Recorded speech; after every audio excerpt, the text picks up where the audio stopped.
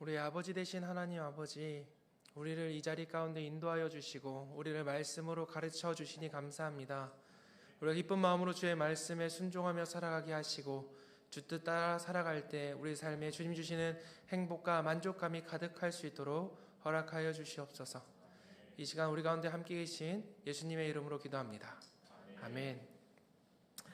함께 나눈 하나님의 말씀, 신명기 10장 12절에서 13절까지의 말씀, 내 행복을 위하여라는 제목으로 함께 말씀 나누도록 하겠습니다.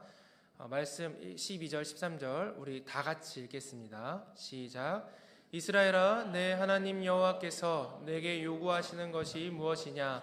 곧 내 하나님 여호와를 경외하여 그의 모든 도를 행하고 그를 사랑하며 마음을 다하고 뜻을 다하여 내 하나님 여호와를 섬기고 내가 오늘 내 행복을 위하여 내게 명하는 여호와의 명령과 규례를 지킬 것이 아니냐. 아멘. 아멘. 많은 사람들이 목표를 가지고 살아가고 꿈이 있고 또 비전이 있고 버킷리스트를 가지고 자기의 삶을 잘 살아갑니다. 열심히 살아가죠. 그 열심히 살아가는 목표들의 각각의 이유가 다 있지만 그 이유 끝에는 결국 자신의 행복이 있다고 저는 생각이 들더라고요. 나의 행복을 추구하거나 내가 사랑하는 사람, 너의 가족이나 부모님, 자녀들, 배우자의 행복을 추구하는데 사실 이도 생각해보면 사랑하는 사람이 행복해하는 것을 보면서 나도 행복한 경우가 많이 있는 것 같아요.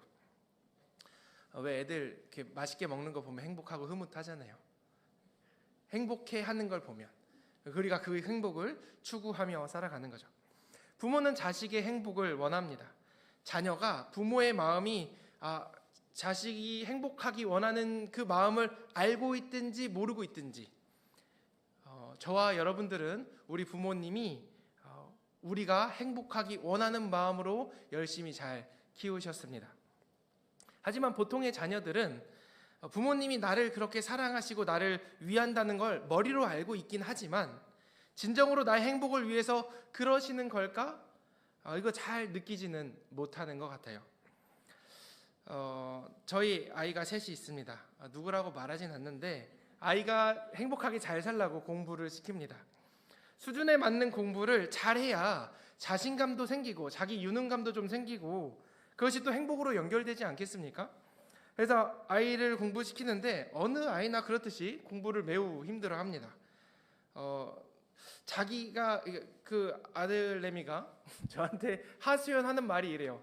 나는 공부를 좀 즐겁게 재밌게 하고 싶은데 아빠가 너무 많이 시켜서 공부가 재미가 없다, 지겹다, 힘들다 얘기를 하는 거예요. 아니 제가 생각하기에 많은 양이 아니고 아이 기준에서도 많은 양이 아니에요. 제가 같이 앉아서 공부를 해봤는데 40-50분이면 다 끝나는 공부고 같이 앉아서 하면 1시간이 채 안 걸리는 거고 그거를 한 번에 다 시킨 게 아니라 여러 번 나눠서 이만큼 하고 좀 놀고 저만큼 하고 또 놀고 이렇게 시켰는데 그걸 너무 힘들다고 눈물을 뚝뚝 흘리면서 연필을 부수고 낙서를 하고 몸에 힘을 쭉 빼고 막 늘어져 있는 모습을 보니까 그렇게 안쓰러울 수가 없더라고요.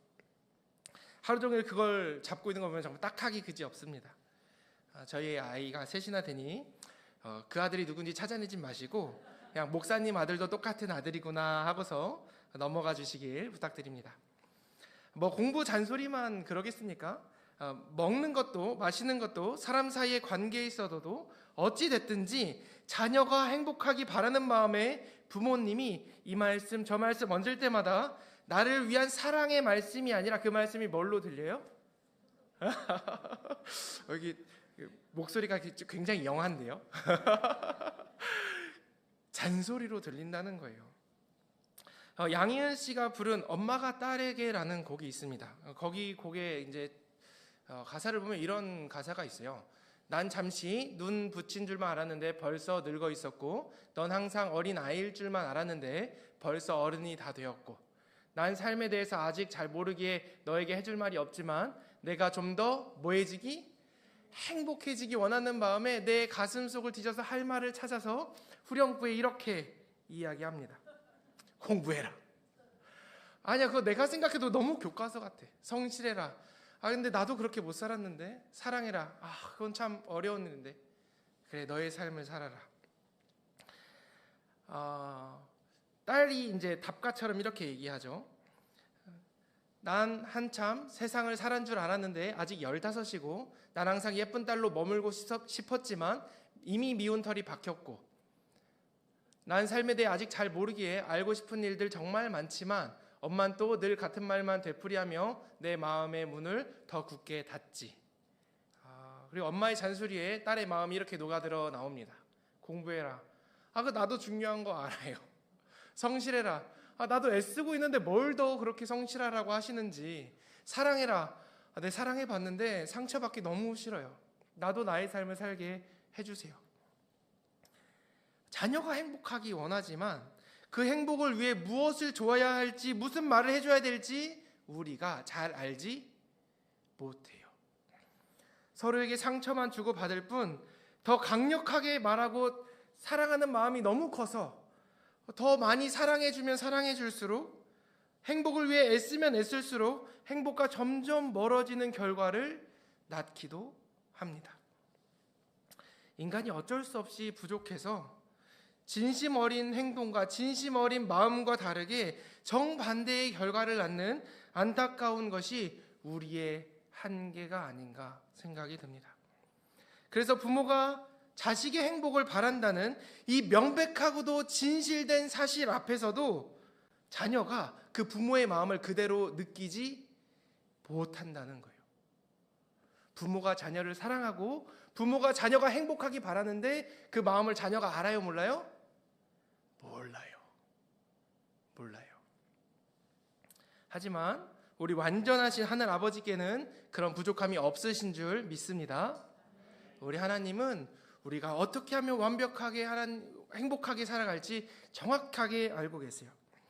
하지만 부족한 우리는 연약한 인간이고 실수할 수밖에 없는 부모님을 하나님에게 투사를 하죠. 하나님도 우리 부모님처럼 잔소리하고 사랑한다고 말하지만 그 사랑이 나에게 느껴지지 않고 나를 고생시키시고 나를 어렵게 만드는 분으로 우리가 여겨지기도 한다는 거예요.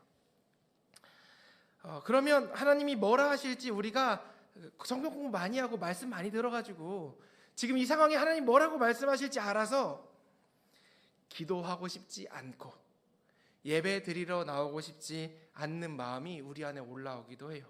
하나님의 마음 그렇게 잘 알고 있는데, 하나님의 뜻 그렇게 잘 알고 있는데 일부러 피해 다니는 경우도 있다는 거예요. 예상되는 그 하나님의 말씀이 내 마음에 맞지 않아서, 하나님이 하실 것 같은 그 말씀이 내 삶을 더 좋고 풍요롭게 날 행복하게 한다기보다 나의 삶에 부담을 주는 것 같고 불편을 주는 것 같고 힘들게 하는 것 같다고 내가 판단이 되니까 잠시 하나님을 멀리하고 싶은 마음이 우리 안에 올라오는 겁니다. 여러분, 하나님은 우리를 불편하게 하고 힘들게 할 생각이 전혀 없으십니다. 감사합니다. 제가 아멘이 없었으면 가로치고 아멘이십니까? 써놨거든요. 감사합니다. 하나님, 우리가 행복하기 원하세요. 우리가 어떻게 되기 원하신다고요? 행복하기 원하세요. 그래서 오늘 본문에 하나님의 말씀하시는 그 말씀을 잘 생각하면서 하나의 마음을 잘 느끼시면서 오늘 본문 말씀을 다시 한번 읽어보도록 하겠습니다. 시작. 이스라엘아, 내 하나님 여호와께서 내게 요구하시는 것이 무엇이냐? 곧 내 하나님 여호와를 경외하여 그의 모든 도를 행하고 그를 사랑하며 마음을 다하고 뜻을 다하여 내 하나님 여호와를 섬기고 내가 오늘 내 행복을 위하여 내게 명하는 여호와의 명령과 규례를 지킬 것이 아니냐. 아멘. 12절 말씀에 있는 12절 말씀 앞에 네. 곧 내 하나님 여호와를 경외하며 그의 모든 도를 행하고 사랑하며 마음을 다하고 뜻을 다하여 내 하나님 여호와를 섬기는 것에 방점이 있지 않고 이것을 왜 하냐? 왜 너희가 이렇게 살아야 되냐? 어디에 방점이 있냐고요? 13절에 내 행복에 방점이 있다는 거예요. 이 많은 규례들, 이 많은 법칙들, 왜 이런 어려운 일들 너에게 시키냐? 이것이 너의 행복을 위한 것이기 때문이다 라고 말씀하시는 것입니다. 우리가 읽은 본문 바로 앞에는 모세가 십계명을 받아 나오는 장면을 기록하고 있습니다. 십계명의 말씀의 핵심이 무엇입니까? 1에서 4계명까지 하나님 우리가 어떻게 사랑할 수 있는지, 그리고 5계명에서 10계명까지 우리가 이웃을 어떻게 사랑해야 하는지 기록하고 있습니다.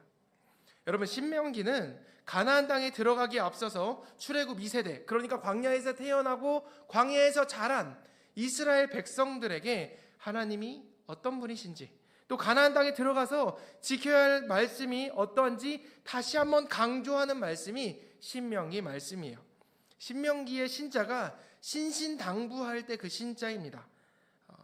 가나안 땅에 들어가기 전에 신신당부하며 하시는 말씀, 왜 그렇게 신신당부하며 말씀하시는 건가요? 여러분, 광야만 떠돌던 이스라엘 백성이 가나안 땅, 젖과 꿀이 흐르는 땅을 보면 눈이 돌아가지 않겠습니까? 강호동의 인터뷰 중에 그런 게 있어요. 자기가 이제 씨름하다가 이렇게 하다가 미국에 한번 갔는데 눈이 휘둥그레지다는 거예요. 너무 휘황찬란하고 그 현대 문명에 자기의 가슴이 뛰었다고 이야기해요. 이스라엘 사람들도 광야, 아무것도 없는 그곳에만 있다가 젖과 꿀이 흐르고 뭔가 문명이 발달된 그곳에 들어가면 눈이 뒤집히겠죠. 유목민족에게 어떤 문화가 있었겠어요? 어떤 풍요로움이 있었겠어요? 매일 만나와 메추라기 먹으며 이것이 지겹다 말하던 이스라엘 백성들이었는데 그들이 가나안 땅으로 들어가서 자기가 원하는 거 누리고 먹으며 살아갈 수 있는 곳이 되니까 가나안 땅에 그 풍요로움, 그 넉넉함, 그 찬란한 문화를 보며 흠모하는 마음 생기지 않겠습니까? 가나안 땅의 화려한 문화 뒤에 숨겨진 우상의 음란함과 음란함에서 나온 생명 경시의 풍조와 싸우고 빼앗는 악한 것, 그런 것들은 볼 줄 모르고 그저 눈에 보이는 화려함에 매료되기 딱 좋은 순박한 이스라엘 백성들에게 가나안 땅에 들어가기 전에 신신당부하며 말씀하시는 겁니다. 가나안 땅의 좋은 것들 네가 따라 살아가다가는 네가 행복하지 못한다. 가나안 땅에 내가 좋은 거 많이 준비해놨고 그 땅 내가 너에게 주려고 다 선물로 준비해놨는데 네가 그거 누리지 못한다. 나는 네가 잘 누리고 너가 정말 행복하게 그 땅을 잘 누렸으면 좋겠다. 그러려면 그들과 같이 우상 만들지 말고 우상 섬기지 말고 하나님만 섬겨야 한다. 하나님의 형상인 생명도 너희가 소중히 여겨야 된다. 내 이웃의 생명도 이웃의 물건도 땅도 아내도 소중하단다. 탐내지 말고 살아라. 신신당부하는 하나님의 말씀은 광야에서 이 말씀을 광야에서 받았지만 광야에서 적용할 뿐 아니라 더더욱이 우상이 가득하고 풍요로움으로 만족해서 눈이 돌아가 버리는 가나안 땅에서 더 잘 적용해야 되는 말씀인 거예요. 그 말씀이 이스라엘 백성들 가운데 있어서 가나안 땅에서 그 말씀을 순종하며 살았었어야 된다는 말씀입니다. 하지만 하나님의 말씀대로 사는 것이 왠지 손해보는 것 같은 느낌이 들기 쉽죠. 아니, 하나님은 광야에서 우리를 도왔던 광야에서 유능하신 하나님이시고 여긴 광야가 아니고 젖과 꿀이 흐르는 땅, 가나안 땅이고 여기 농사 짓고 살려면 가나안 사람들의 이야기를 들어보니까 농사를 지으려면 바알과 아세라가 비를 내려준다는데 우리도 그렇게 해야지 비가 내려지고 그래야 농사가 더 잘 되는 거 아닌가. 얘네들처럼 농사 짓지 않으면 우리 수확물만 적거나 없는 것이 아닌가라는 두려움이 또 있을 수 있죠. 난 농사 경험도 없는데 해본 적도 없는데 어디 가서 배워야 될 거 아닌가. 배울 거 누구한테 배우겠어요? 가나안 사람. 그들의 우상 숭배와 결합된 농사 방식을 배우는 것들 다 하나님의 말씀과 떨어져 버리는 방식들인 거죠. 안식일? 웬 말이에요? 안식년은 또 무슨 말이에요? 농사를 지어야지 땅을 쉬게 하다니, 땅으로 안식을 누리게 하라니 1년 동안 일 안 하고 어떻게 살겠어요? 광야에서 40년 동안 일 안 하고 살았는데 거기선 1년 일 안 하면 못 살 것 같은 거예요. 그 풍요를 누리지 못할 것 같은 거죠. 하나님 속 편한 소리 하시는 것 같고, 광야에서야 맞았지만 가나안 땅에서 맞지 않는 이야기를 하시는 것 같은 느낌이 들 수 있다는 거예요. 블레셋 민족이 추수 때만 되면 여기저기 전쟁에서 약탈하고 빼앗아 가는데, 내 것만 지키고 있으면 약간 억울한 마음도 들고, 나도 빼앗아서 좀 넉넉하게 살고 싶은 마음도 올라올 수 있다는 겁니다. 하나님의 말씀이 날 구속하는 것 같고 하나님의 말씀이 나를 행복하지 않게 하는 것 같은 마음이 사실 이스라엘 백성들의 생각뿐이었겠습니까? 우리들 마음에도 그런 마음이 한 번씩 스쳐 지나가지 않았을까 생각이 듭니다. 교회 안에서 신앙생활을 하며 잘 자라다가 세상에 눈을 뜨면 여러 가지 생각이 좀 듭니다. 아니, 세금을 이렇게나 많이 뗐는데 감사헌금 정도 하면 됐지, 11조를 또 내야 되고, 주중에 밤낮으로 힘들게 일했는데 주일에도 섬겨야 하고, 이웃을 사랑하며 살래니까 맨날 나만 이용당하는 것 같고, 집에서도 잘 섬겨야 된다 이야기하시고, 교회에서 잘 봉사해야 된다 말씀하시고, 그럼 나는 언제 섬김받나? 예수님의 십자가 사랑으로 이웃을 사랑하려니까 나만 손해보는 것 같은 마음이 들기도 하는 거예요. 이스라엘 백성들이 가나안 땅 들어가서 하나님 말씀 들으면 손해보는 것 같은 마음이 드는 것처럼, 우리도 여기서 하나님의 말씀대로 이 땅 살아가면 왠지 모르게 손해보는 것 같은 마음이 스멀스멀 올라올 수 있다는 겁니다. 이런 마음에 사로잡혀 하나님과 세상 사이에서 씨름하다가 적당한 지점을 찾고 어느샌가 적당히 신앙생활하는 방법을 배우게 되면 안 됩니다, 여러분. 이스라엘 백성이 하나님의 말씀에 순종하지 않고 하나님과 가나안 우상사리에서 양다리 거치고 살다가 이스라엘 결국 망하고 아수르에 멸망당하고 바벨론의 포로로 끌려가고 말았습니다. 전능하시고 완전하신 하나님께서 1점1획도 변함없는 말씀으로 우리에게 말씀하셨습니다. 넘겨주세요. 화면을. 네. 이스라엘아, 내 하나님 여호와께서 내게 요구하시는 것이 무엇이냐? 내가 오늘 너의 행복을 위하여, 너를 불편하고 힘들게 만들고 억울하게 만들려는 게 아니라 너의 행복을 위해서 너에게 명령하는 여호와의 명령과 규례를 지킬 것이 아니냐. 명령과 규례를 잘 지켜서 날 좀 편안하게 해달라. 그리스 로마 신화가 보면 그런 거 있죠. 너네가 이게 잘 섬겨가지고 신들에게 편안하게 사는 것처럼, 그런 거 아니라는 거예요. 이 명령과 규례가 왜 있는 거예요? 너의 행복을 위해 있다는 거예요. 우리의 행복을 위해서 하나님께서 말씀하신다는 사실을 기억하시기 바랍니다. 1980년대 초에 미국의 정치학자 로버트 엑설로드라는 사람이 협력과 경쟁의 관계를 이제 연구하기 위해서 어떤 프로그램 게임 대회를 열었습니다. 여러 학자들과 프로그래머 그리고 경제학자들 굉장히 다양한 사람들이 각자 다른 전략으로 컴퓨터 프로그램을 만들어서 제출했어요. 게임 규칙은 다음과 같습니다. 참가자가 이제 어떤 게임이 이제 시작되면 협력을 선택하든지 배신을 선택하든지 둘 중에 하나를 선택해요. 선택에 따라서 이제 둘이 이제 딱 맞붙어 가지고 점수를 부여하게 됩니다. 둘 다 협력하면 3점씩, 한 명이 배신하면 배신한 사람은 5점, 협력자는 0점, 둘 다 배신하면 각각 1점씩. 여러분, 높은 점수를 얻으려면 어떻게 해야 돼요? 그렇죠. 저 사람이 날 신뢰하게 만들어 놓고 배신해야 내가 높은 점수를 얻을 수 있는 거죠. 그렇게 해서 몇 라운드까지 게임이 진행될지는 알려주지 않고 일정 횟수로, 굉장히 많은 횟수로 게임을 진행하고 최종적으로 많은 점수를 얻은 사람이 우승하는 게임을 개최한 거예요. 여러 가지 프로그램들이 있었습니다. 여러 가지 전략들을 제출했죠. 무조건 배신하기도 하고, 배신해야 내 점수가 많으니까 무조건 협력하기도 하고, 한번 협력했다가 무작위로 배신하게 하기도 하고, 계속 협력했다가 한 번 배신하면 마음이 상하잖아요. 배신 한 번 당하면 계속 배신하기도 하고, 상대방의 전력을 잘 분석해서 상대방의 승률이 높으면 협력하고 상대방의 승률이 낮으면 배신하는 여러 가지 다양한 수식의 프로그램들을 만들어서 경쟁을 붙였어요.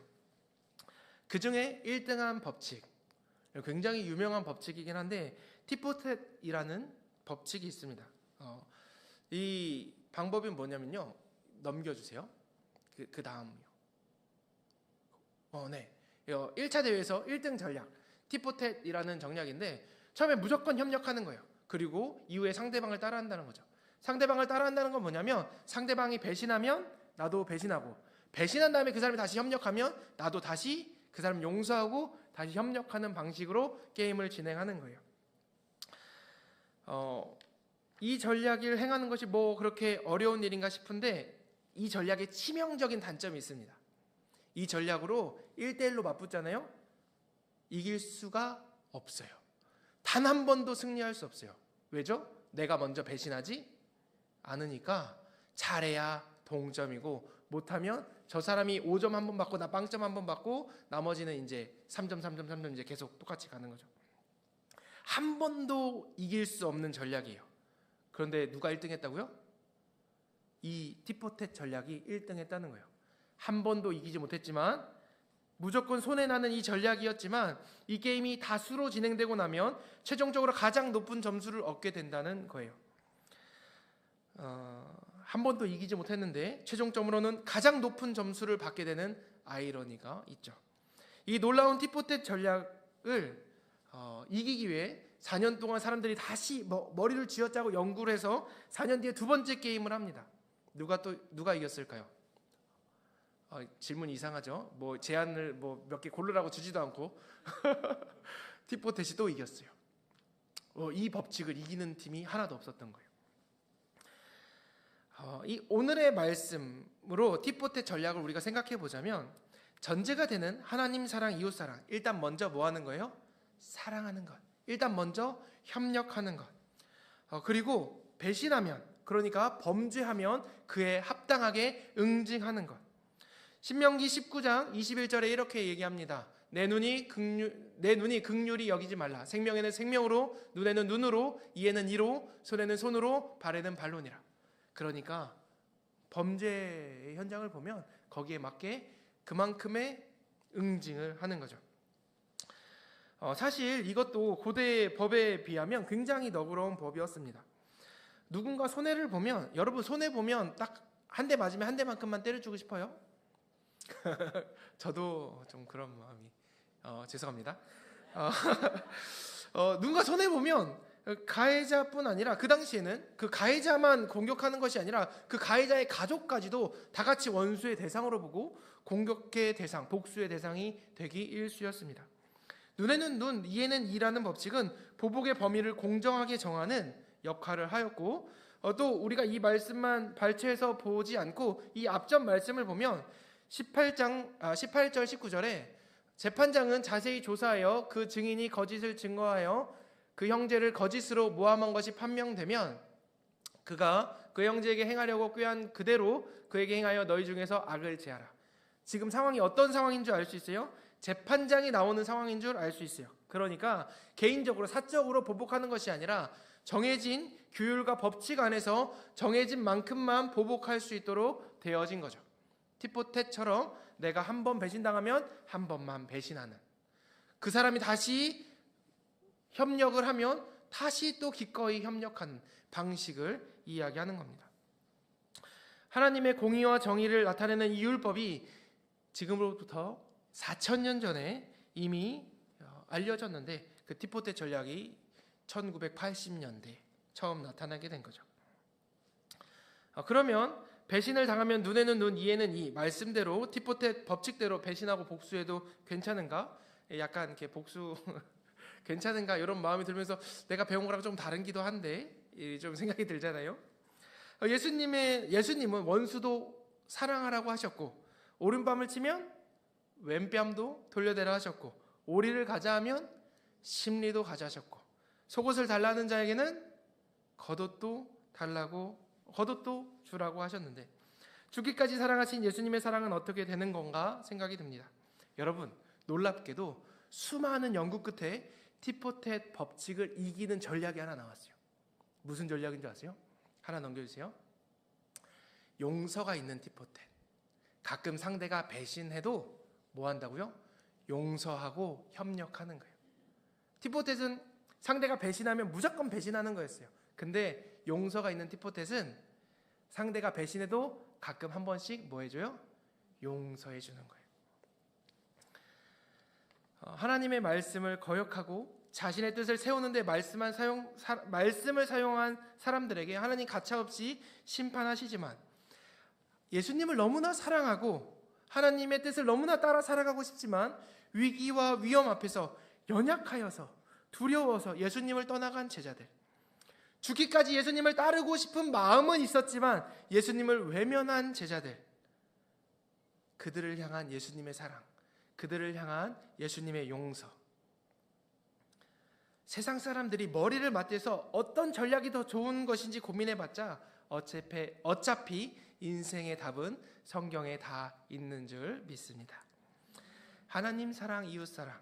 내가 너희를 사랑한 것 같이 너희도 서로 사랑해라.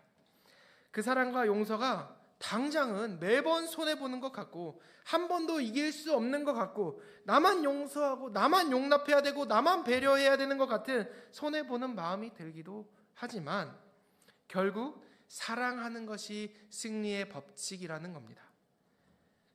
결국 용납하는 것이, 결국 협력하고 사랑으로 대하는 것이 내가 행복으로 가는 길이라는 거예요. 이것을 성경이, 하나님께서 우리에게 말씀하고 계시고 세상도 알고 보니 그것이 맞았다라고 얘기하고 있는 것입니다. 여러분, 행복의 법칙을 알았으니 나가셔서 그렇게 사시면 행복하게 사실 줄 믿습니다. 그렇게 살겠다고 결심했는데 왜 그렇게 살 힘이 사실 없어요. 안타깝죠. 우리가 알아도 그걸 살아낼 힘이 그렇게 많지 않아요. 죄인된 우리는 이를 알아도 실행할 힘이 없습니다. 당장 내가 손해보는 일, 억울한 일 참기가 어렵습니다.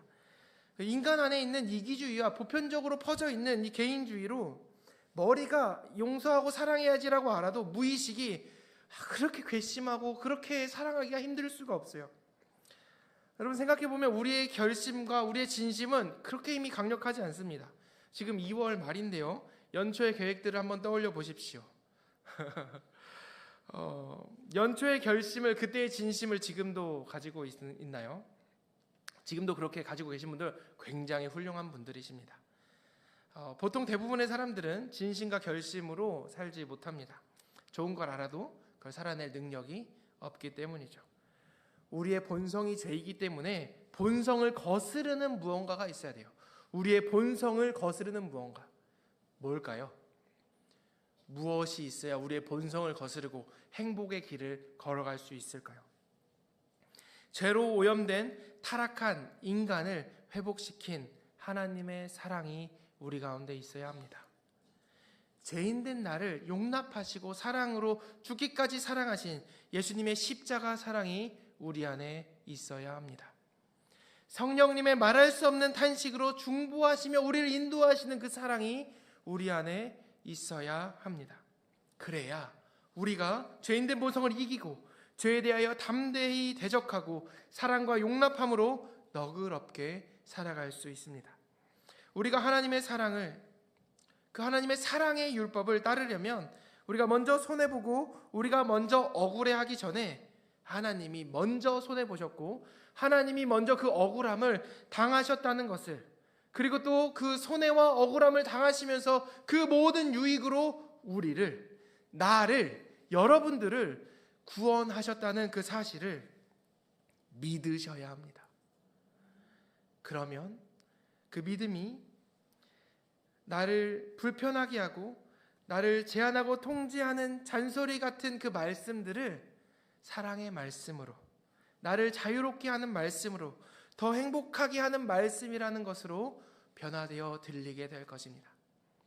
나를 괴롭히는 하나님이 아니라 나를 사랑하셔서 나에게 사랑으로 권면하시는 하나의 말씀으로 들으시는 여러분들 되시기를 주의 이름으로 축복합니다. 그러면 우리는 그리스도의 사랑 안에서 자유로운 종이 되어, 내가 이미 주의 사랑으로 온전하여졌지만 자유로운 종이 되어 하나님 나라의 왕자로, 하나님 나라의 공주로 왕같은 제사장으로 거룩한 나라로 세상을, 이웃을 섬기며 사랑할 수 있습니다. 그때 우리는 우리에게 죄 지은 자를 용서할 수 있는 넉넉하고 너그러운 마음을 가질 수 있고, 그런 삶을 살아가는 우리들에게 세상이 줄 수 없는 행복이 우리 가운데 찾아올 줄 믿습니다. 오늘 본문 말씀 다시 새겨 읽고 말씀을 정리하고자 합니다. 같이 읽겠습니다. 시작. 이스라엘아, 내 하나님 여호와께서 내게 요구하시는 것이 무엇이냐? 곧 내 하나님 여호와를 경외하여 그의 모든 도를 행하고 그를 사랑하며 마음을 다하고 뜻을 다하여 내 하나님 여호와를 섬기고, 내가 오늘 내 행복을 위하여 명하는 여호와의 명령과 규례를 지킬 것이 아니냐. 아멘. 이미 먼저 율법을 따라 대속제물이 되신 예수님의 사랑을 있는 그대로 믿고 그 사랑 누리시기 바랍니다.